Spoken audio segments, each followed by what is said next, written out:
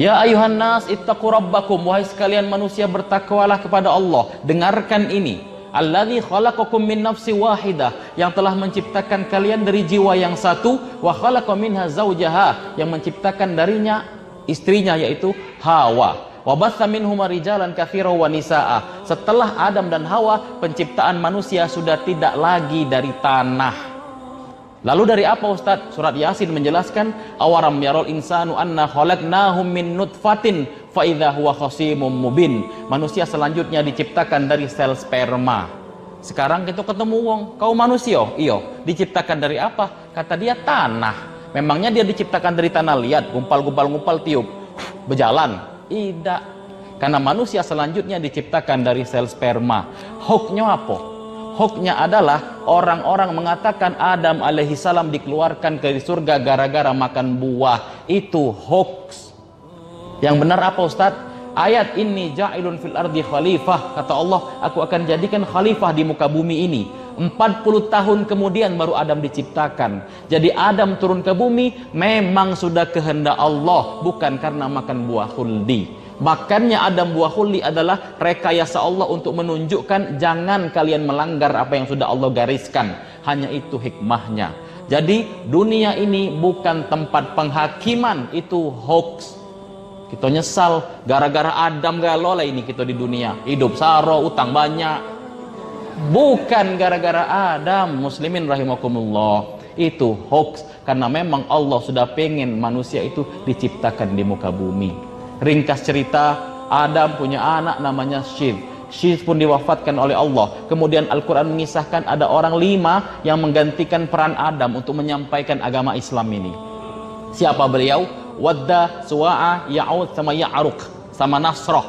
Kelima orang ini kemudian mereka menjadi panutan. Lalu kemudian Allah wafatkan. Di zaman mereka sudah wafat, orang-orang mulai bertanya, siapa lagi yang bakal jadi panutan kita ini? Bagaimana mengobati kerinduan kita kepada mereka berlima? Akhirnya ada yang punya ide, bagaimana kalau kita ciptakan patung, kita buat patung biar kita bisa mengobati rindu kita. Lalu dibuatlah patung ini. Di generasi pertama mereka melihat, kok kayaknya patung ini perlu dikasih makan deh. Mulai dibawa buah. Generasi selanjutnya, kayaknya patung ini melihat kita. Generasi selanjutnya, kayaknya patung ini Tuhan. Baru muncullah hoax selanjutnya, yaitu ya benar, yang 5 ini adalah Tuhan, mari kita sembah. Inilah awal mula penyembahan manusia pada berhala. Jadi hoax sudah ada sejak zaman itu. Innallaha astafa Adam, karena Allah sayang pengen mengembalikan ketauhidan ini, diutuslah Adam alaihi salam sebagai manusia pertama, wa Nuhan, dan Nuh. Nuhnya apa? Nuh diutus untuk mengembalikan tauhid mereka. Ustadz, apa agama Nuh? Wa umirtu an akuna minal muslimin. Nuh agamanya Islam. Ustadz, berapa jarak Adam sama Nuh? Kana baina Adam wa Nuh asyru qurun. Jarak antara Adam dan Nuh 10 generasi. Yang satu generasinya bisa ratusan tahun atau ribuan tahun. Wa kulluhum alal Islam, dan semuanya adalah agama Islam. Ini bantahan hoax selanjutnya yang mengatakan agama-agama sebelum Nabi Muhammad adalah bukan Islam. Ini bantahannya. Al-Quran yang menjelaskan bahwa Islam sudah ada sejak zaman Adam. Jangan-jangan sudah termakan hoax ini. Kita luruskan kembali lewat versi Al-Quran. Turun ke bawah. Kemudian Nuh berdakwah, falabitha fihim alfasana illa khamsina ammah. Berdakwah 950 tahun. Hasilnya apa? Hasilnya anaknya tidak bertauhid kepada dia. Lalu berkata, ya bunayya irkam ma'ana, wahai anakku bakal datang banjir, kau naiklah ke bahtera. Anaknya jawab apa? Ya abati sausawi alal jabal, wahai ayah tenang bae, aku akan naik ke gunung, banjir tidak akan bisa membinasakanku. Tapi Allah berkata lain, bahteranya sudah siap, banjirnya datang, bismillahi majraiha wa mursaha inna rabbi laghafurur rahim. Banjir membinasakan semua kecuali yang sudah ada dalam bahtera. Lalu Allah masih sayang sama manusia, diutuslah manusia selanjutnya, inni ja'iluka linnasi imama, kami utus engkau menjadi umat atau menjadi imam di antara seluruh manusia. Siapa beliau? Islam mengenalnya Ibrahim punya istri Sarah. Nasrani mengenalnya Abraham punya istri Sarah. Yahudi mengenalnya Santo Abram punya istri Sarai. Hindu mengenalnya Brahmana, punya istri Saraswati. Orangnya masih itulah Ibrahim alaihissalam. Sampai Batu Rajo, Pak Harbi, jadi Baim. Memang kurang ajar orang Batu Rajo ini. Ibrahim alaihissalam adalah tokoh sentral. Muslimin rahimakumullah, Quran itu mengisahkan banyak kisah, Dek. Kisah yang pertama, suaminya jahat nian tapi istrinya baik. Siapa beliau? Keluarga Fir'aun. Keluarga kedua, istrinya jahat tapi suaminya yang baiknya luar biasa. Keluarga siapa? Keluarga Nuh alaihissalam. Keluarga yang ketiga, suaminya baik, istrinya pun solehah, yaitu keluarganya Nabi Ibrahim alaihissalam. Adik-adik yang perempuan di sini ingin ikut keluarga siapa? Nuh, Ibrahim, atau Fir'aun? Coba yang kompak, Nuh, Fir'aun, atau Ibrahim? Adik-adik yang cowok, Ibrahim istrinya 2. Bagaimana, Dek? Itu faktanya. Masih mau Ibrahim? Nah, pasti berubah. Muslimin rahimakumullah, istri Ibrahim yang pertama namanya Sarah. Sarah punya anak namanya Ishak. Pertanyaannya apa agama Ibrahim? Hoaxnya adalah dikatakan Ibrahim agamanya Hanif. Itu hoax. Quran membantah. Maka Ibrahim Yahudiyan wala Nasranian. Ibrahim bukan Yahudi, Ibrahim bukan Nasrani, walakin kana hanifan musliman. Ibrahim adalah seorang muslim. Nah, selanjutnya punya istri namanya Sarah. Sarah punya anak namanya Ishak. Apa agama Ishak? Ishak ikut agama ayahnya, yaitu Islam. Ishak punya anak, nama anak beliau adalah Israel alias Yakub alaihi salam. Nama aslinya Yakub, Muslim mengenalnya. Yang lain mengenalnya dengan nama Israel alias Yakub. Apa agama Yakub? Yakub ikut agama neneknya, yaitu Islam. Yakub punya 12 orang anak. Dan Zebulon, Ruben, Simon, Yehuda, Benyamin, Yusuf, Levi, Yehuda. Ini semua anak dari Yakub atau anak dari Israel. Inilah yang disebut dengan Bani Israel. Salah satu dari anak Bani Israel ini adalah manusia paling ganteng yang pernah Allah tampilkan di muka bumi. Beliau adalah Yusuf alaihi salam. Kita mulai bertanya, Ustadz, seganteng apa Nabi Yusuf tuh? Ya, Nabi Yusuf itu seganteng seperti bapak yang duduk di depan itu nah. Oh. Yusuf alaihi salam seorang nabi yang paling ganteng yang pernah Allah tampilkan di muka bumi. Dan hoaxnya apa? Hoaxnya adalah Yusuf difitnah. Fitnahnya siapa? Tak tanggung-tanggung, malah ustadz yang fitnah. Acara di gedung kesenian, acara di organ hall, acara pernikahan, acara selanjutnya doa dipimpin oleh Ustadz Sianu. Dia doa, Allahumma alif qulubahuma kama allafta baina Adam wa Hawa. Ya Allah, gabungkanlah kedua hati mempelai ini sebagaimana engkau menggabungkan hati Adam dan Hawa. Masih benar. Muhammad wa Khadijah, Muhammad dan Khadijah, masih benar. Ali wa Fatimah, Ali dan Fatimah, masih benar. Yusuf wa Zulaikha, la haula wala quwwata illa billah, itu hoax. Yusuf tidak pernah menikah dengan Zulaikha. Zulaikha itu umak angkatnya yang kemudian menjadi wanita penggoda yang menggoda Yusuf karena tidak tahan dengan ketampanan Yusuf. Tidak pernah ada riwayat yang sahih yang mengatakan Yusuf menikah dengan Zulaikha. Dalam kitab apa itu Ustaz? Dalam kitab tafsir Ibnu Katsir yang nulis Abul Fida Ismail Ibnu Katsir, nama judul kitabnya Tafsirul Quranil Azim Ibnu Katsir. Di sana dijelaskan bahwa tidak ada riwayat yang sahih yang mengatakan Yusuf dan Zulaikha itu menikah. Tidak pernah, Dek. Dan mereka fitnah itu hoax. Aku pernah ditanya, Ustaz Rian, Yusuf sama Zulaikha itu menikah apa tidak? Yang jelas aku tidak hadir waktu mereka walimah. Mereka tidak pernah menikah, Dek. Kakak siapa nama? Hah? Reza. Reza, mau tidak kita hoaxkan? Kalau aslinya tidak menikah, tapi kita isukan dia menikah. Reza menikah dengan Raisa. Galak tak? Tidak galak lah, karena Raisa istrinya Hamis Daud. Reza bukan. Tidak mau kan sama Raisa? Ragu dia. Galak tak sama Raisa? Janganlah kalau hoax. Itu hoax. Sekali lagi, Yusuf tidak pernah menikah dengan Zulaikha, itulah hoaxnya. Turun ke bawah, Yusuf punya saudara namanya Levi. Tahu celana jeans? Ada Levi's? Karena itu produk Israel, maka mereka tulis Levi. Itu adalah anak dari Yakub atau anak dari Israel. Ustadz, apa agama Bani Israel? Al-Quran yang menjelaskan dari lisan Muhammad SAW. Inna Allah astafa lakumuddin, Allah telah pilihkan agama buat kalian. Fala tamutunna illa wa antum muslimun. Jadi agama Bani Israel awalnya adalah Islam. Muslimin rahimakumullah. Sampai di situ Levi punya anak namanya Kohit. Kohit punya anak namanya Imran. Imran punya anak namanya Musa alaihi salam. Musa adalah anak dari Imran yang berani berjuang melawan raja zalim saat itu namanya Ramses, yang lebih kita kenal dengan Fir'aun. Musa dibekali sebuah kitab, nama kitabnya Taurat.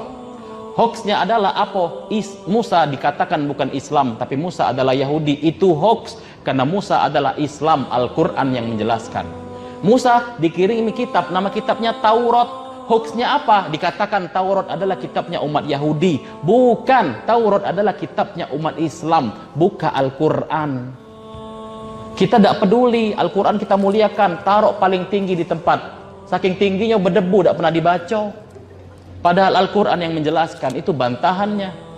Muslimin rahimakumullah, turun ke bawah. Musa berani menentang Fir'aun. Pasukan Fir'aun mengejar pasukan Musa sampai di bibir pantai. Tidak ada pilihan lagi. Di belakang gajah, kuda, tank baja. Di depan ada pantai dan laut. Mati kita, kata pengikut Musa. Apalagi yang akan kita lakukan? Lalu Jibril datang berbisik pada Musa. Idrib bi'asoka, wahai Musa, pukulkan tongkatmu itu ke bibir pantai. Bismillahirrahmanirrahim. Tongkat dipukulkan ke bibir pantai. Pantai, laut terbuka jadi jalan tol. Barangkali itulah ya yang maksudnya tol laut itu ya. Ringkas cerita, Musa berjalan, Fir'aun kejar, Musa sampai di seberang, Allah takdirkan laut tertutup kembali dan Fir'aun diwafatkan oleh Allah Subhanahu wa taala. Sampai sekarang muminya masih ada di Mesir. Untuk apa? Untuk kita harus bisa mengambil hikmah. Musa punya adik namanya Harun. Setelah sampai di daratan daerah Palestina tersebut, Musa selesai. Kemudian yang menindas Bani Israel selanjutnya adalah Goliat atau Jalut. Al-Quran menggunakan kata Jalut, Nasrani menggunakan kata Goliat. Itu orang yang sama. Raksasa, badannya besar, tingginya sebagai hampir sebatas separuh manusia. Tidak bisa dikalahkan. Lalu muncul seorang pangeran namanya Tolut yang berani menentang kekuasaan Goliat. Terjadilah perang, tapi Goliat tidak bisa dikalahkan. Badannya besar tinggi, perisainya dari besi yang terlihat cuma matanya. Siapa yang bisa mengalahkan? Tidak katik yang bisa mengalahkan, kecuali tampil seorang pemuda. Beliau adalah Daud alaihi salam. Mereka lebih mengenal dengan King David, nabi dalam Islam. Daud melawan. Tidak pakai alat-alat besi, cuma cukup dengan ketapel, dibekali zabur. Ketapel dilepaskan, batunya dihantar oleh angin, tepat kena di kepalanya Goliat. Goliat tumbang. Maka diangkatlah raja Israel pertama kali, yaitu Tolut. Tolut pun wafat, digantikan raja selanjutnya adalah Daud alaihi salam. Makanya beliau lebih dikenal dengan King David. Daud alaihi salam pun wafat, kemudian digantikan oleh Baginda Sulaiman, manusia paling kaya yang pernah Allah tampilkan di muka bumi. Mengapa Al-Quran muat kisah ini? Supaya kita bisa mengambil hikmah bahwa yang paling kaya itu adalah Sulaiman. Ini Ida, ibu-ibu kondangan, sombong minta ampun, gelangnya dari sini sampai leher. Apa-apaan, belum apa-apanya dibanding Sulaiman.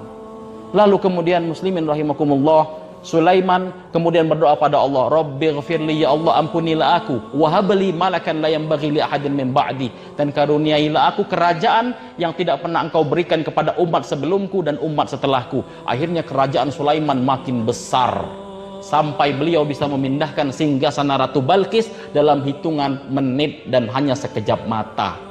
Mungkin kalian nanya, mak mano Ustaz mindahkan singgasana sekejap mata? Balik dari sini, buka TV, nonton UFC siaran London. Sekali pencet, plak, pindah TV One Jakarta. Sudah pindah deh. Itulah kurang lebih gambarannya model itu. Kemudian, karena Sulaiman berdoa, jangan berikan kerajaan ini kepada umat setelahku dan kekayaan ini kepada umat setelahku, maka kerajaan Sulaiman pecah menjadi dua kubu. Kubu 01 dan 02. Bukan. Terjadilah dua kubu di sini. Kubu yang pertama adalah Yudea. pada tahun 930 sebelum Masehi, Yudea mendirikan agama baru, menisbatkan dengan nama kakeknya yaitu Yehuda, maka agama ini adalah agama Yahudi. Hoaxnya apa? Hoaxnya mereka katakan Yahudi agama dari langit. Al-Quran tidak pernah mengatakan itu agama dari langit. Fakta internasional menjelaskan bahwa Yahudi adalah agama yang berdiri pada tahun 930. Diso dak Ustadz dinisbatkan pada Musa, dak diso, karena Musa 1420 sebelum Masehi, sementara ini 930 setelah Masehi. Sebelum Masehi ada rentan waktu lebih 4 abad di sana. Jadi jelas tidak bisa dinisbatkan. Musa bukan Yahudi, Musa adalah Islam. Kitab Yahudi apa? Bukan Taurat, tapi Talmud. Hoaxnya adalah Taurat. Tapi Quran menjelaskan kitab mereka bukan Taurat, karena Taurat adalah kitabnya umat Islam. Jadi memang sudah parah deh hoax ini. Turun ke bawah lagi. Ketika Sulaiman wafat, Yudea mendirikan agama Yahudi dan kerajaan yang kuat. Kubu sebelah yaitu diwakili Nabi Zakaria. Zakaria mendakwai Yahudi. Mereka tidak senang sama Zakaria. Zakaria ditangkap, diikat, lalu tubuh mulia beliau digergaji jadi belah dua. Wafatlah Zakaria. Zakaria punya anak namanya Yahya. Yahya ini ditangkap sama mereka. Mereka tidak suka nabi-nabi yang macam ini. Dipotong dan dipenggal kepala beliau. Wafatlah Yahya. Yahya anak Asia. Asia punya ayu kakak perempuan namanya Maryam. Maryam punya anak namanya Isa alaihi salam. Dalam Islam beliau adalah nabi mulia. Hoaxnya apa? Hoaxnya adalah Isa dilahirkan di kandang domba. Itu hoax. Hoax yang kedua apa? Isa dilahirkan di Bethlehem. Itu hoax. Mari kembalikan kepada Quran. Quran mengatakan Isa dilahirkan di makanan sarqiyan, yaitu Yerusalem. Lalu kemudian di mana Isa dilahirkan? Yang jelas bukan di kandang domba, karena ketika Maryam berada di pinggir pantai, di pinggir sungai, di sanalah beliau melahirkan Isa alaihi salam. Hoax yang selanjutnya apa? Mereka hembuskan bahwa Isa dilahirkan pada tanggal 25 Desember. Ini hoax. Mana bantahan Al-Qur'annya? Di luar negeri itu, dek, tempat kami kuliah Pakistan, begitupun di Palestina dan beberapa daerah di Eropa, itu punya 4 musim. Musim panas, musim dingin, musim semi, musim gugur. Hanya 4 saja. Kalau kita lain, banyak musim. Musim duren, musim duku, musim rambutan, musim kawin. Alah, banyak nian musimnya. Nah, ringkas cerita.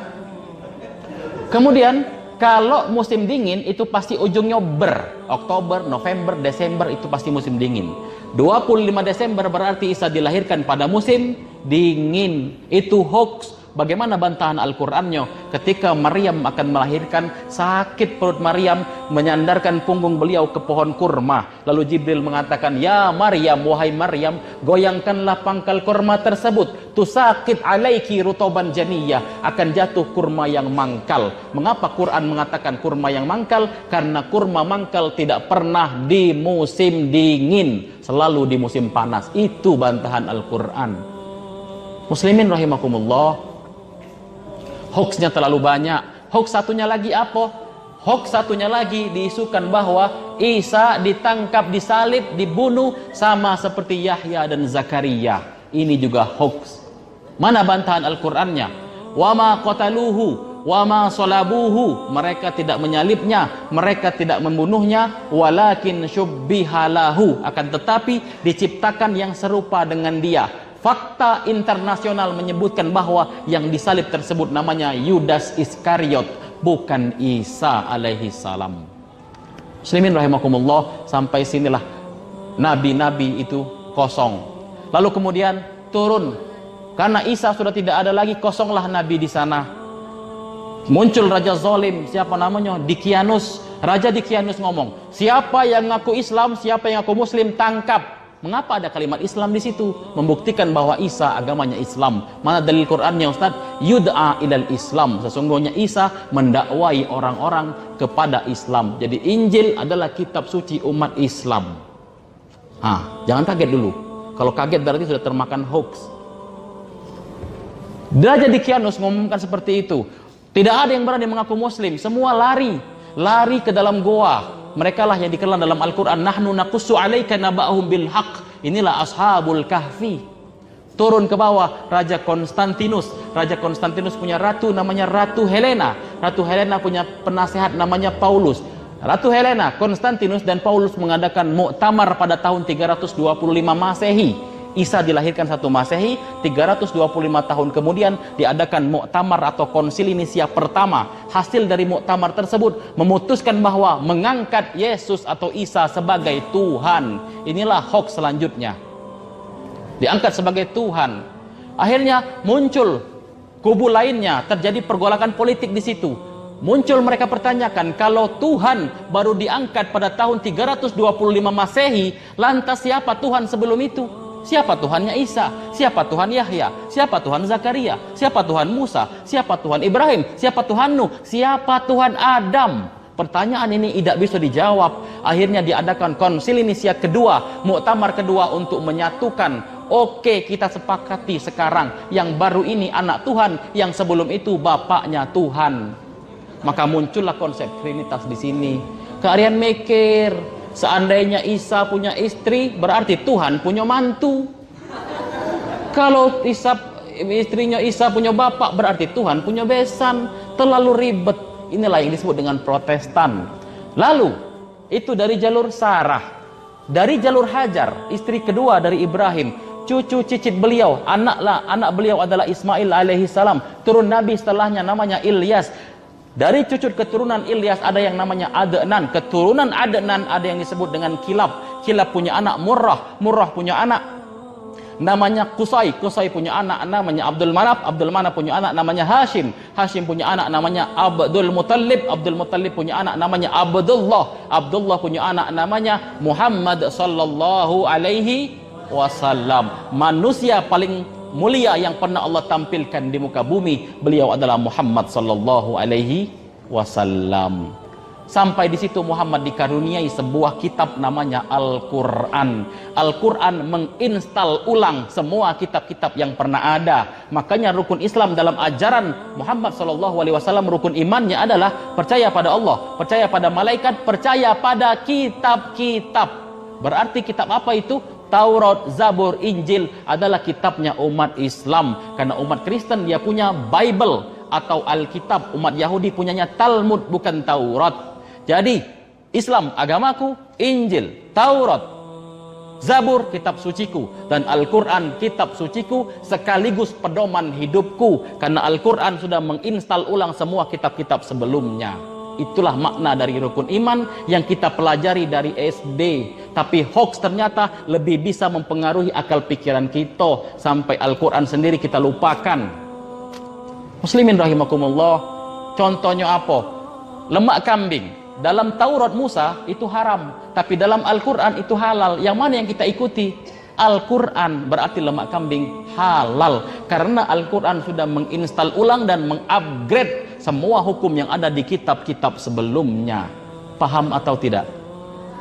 Alhamdulillah. Itu bantahan semua dari Al-Quran. Tidak ada satupun hujah atau alasan tadi yang kalian ambil dari cerita. Semua itu dari Al-Quran. Hanya satu yang tadi jarak antara Adam sama Nuh, kalian pakai hadisnya Bukhari Muslim. Yang lain adalah ayat Al-Quran. Kalian hanya menyusunnya sehingga jadi sebuah cerita seperti yang kalian dengar sekarang ini.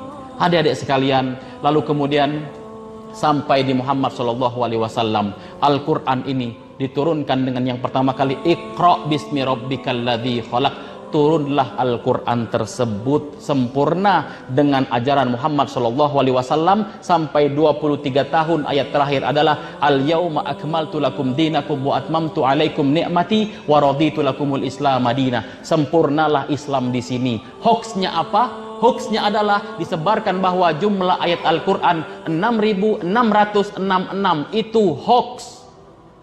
Jangan percaya kata Kak Arian Dek. Pulang dari sini kalian insan akademik, lihat pakai aplikasi HP, hitung Al-Fatihah 7, Al-Baqarah berapa ayat, Al-Imran berapa ayat, sampai An-Nas berapa ayat. Total hasilnya bukan 6.666, itu hoax.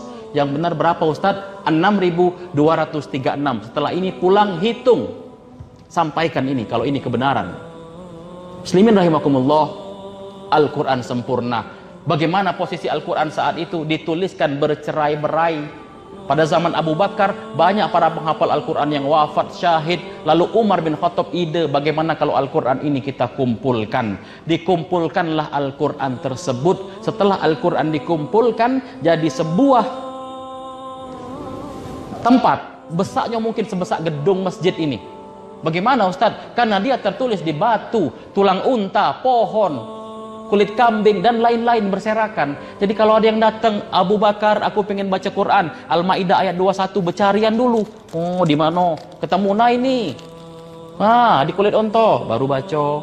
Mau cari Al-Baqarah, bercarian dulu ayatnya berapa. Ribet. Akhirnya pada zaman Umar dijaga. Pada zaman Utsman bin Affan penyebaran agama Islam sudah lampaui Jazirah Arab sampai daerah Azerbaijan sama Armenia. Mereka baca Al-Quran dialeknya beda dengan ada yang di Mekah. Kalau di Mekah wadduha walaili idza saja, di situ bacanya wadduha walaili idza saja, beda. Kalau misalnya di Quraisy alhamdulillahi rabbil alamin, sampai di Jawa alhamdulillahi rabbil ngalamin, karena memang lidahnya beda. Akhirnya Hudzaifah bin Yaman pulang, wahai Utsman bin Affan, Amirul Mukminin, aku ide bagaimana kalau Al-Quran itu kita kumpulkan. Kemudian dikumpulkanlah Al-Quran tersebut. Utsman bin Affan nunjuk pimpinan mega proyek pengumpulan Al-Quran. Nama beliau adalah Zaid bin Thabit, sekretarisnya Rasulullah SAW. Kemudian Al-Quran dibukukan. Setelah pembukuan Al-Quran, sahabat semua berkumpul. Siapa yang pernah dengar Al-Quran dibacakan? Aku. Kalau Rasul baca Al-Baqarah pasti Al-Imran, taruh Al-Baqarah, Al-Imran. Siapa lagi? Kalau aku dengar Rasul baca Hal Ataka, setelah itu Sabbihis, taruh lagi. Kalau aku dengar Rasul terakhir baca pernah Qul a'udzu birabbin nas, taruh lagi. Paling depan apa? Aku pernah Rasul dengar Rasul berkata Ummul Quran Al-Fatihah. Al-Fatihah taruh di paling depan. Al-Fatihah, Al-Baqarah, Al-Imran sampai An-Nas. Susunan inilah yang disebut dengan Mushaf Utsmani, karena ini pernah dikumpulkan pada zaman Utsman bin Affan. Masih ngikuti apa tidak? Amalah banyak main HP. Apa ngerekam? Alhamdulillah kalau merekam. Masih fokus ya? Kajian macam ini tidak pernah kalian sampaikan di tempat ibu-ibu pengajian majelis taklim. Kalau disampaikan ini mereka ini 10 menit itu. Kalau di sini insya Allah nyambung, karena di sini tempatnya, tempat kita berdiskusi keras untuk mengembalikan lagi dan melawan hoax-hoax itu. Ringkas cerita, pada zaman Utsman bin Affan oleh pimpinan mega proyek Zaid bin Thabit, Al-Quran sudah sempurna. Zaman terus berjalan, kemudian imam-imam madhab pun terus bermunculan. Abu Bakar As-Siddiq, Umar bin Khattab, Ali bin Abi Thalib, Utsman bin Affan, Ali bin Abi Thalib bawa 1.500 sahabat pindah ke Kufah yang sekarang lebih kita kenal dengan Irak. Lalu di sana muncul Abdullah bin Mas'ud. Abdullah bin Mas'ud punya murid namanya Ibrahim An-Nakhai. Ibrahim An-Nakhai melahirkan murid namanya Imam Abu Hanifah. Inilah pendiri mazhab Hanafi.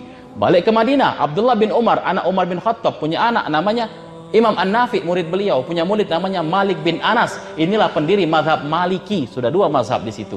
Muncul lagi Malik bin Anas punya anak namanya Muhammad Idris Asy-Syafi'i, murid beliau. Inilah pendiri mazhab Syafi'i. Syafi'i pun punya murid, nama beliau adalah Ahmad bin Hambal, hafal 1 juta hadis. 1 juta. Coba bayangkan. Itulah pendiri mazhab Hambali. Karena ini sudah orang-orang dari luar negara Arab sudah belajar sama Ahmad bin Hambal. Salah satunya adalah Muhammad bin Ismail Al-Bukhari. Inilah Imam Bukhari. Di bawah imam madhab hidup dia. Ustadz, aku baca sejarah. Bukhari wafat pada tahun 256. Muhammad SAW wafat pada tahun 11 Hijriah. Bagaimana mungkin Bukhari bisa menuliskan semua yang diomongkan oleh Muhammad? Jarak mereka 2,5 abad. Dari mana Ustadz? Dari mimpi. Mimpi ini bukan togel. Tedok mimpi ada ular dan cangkul, pasang 71 besok.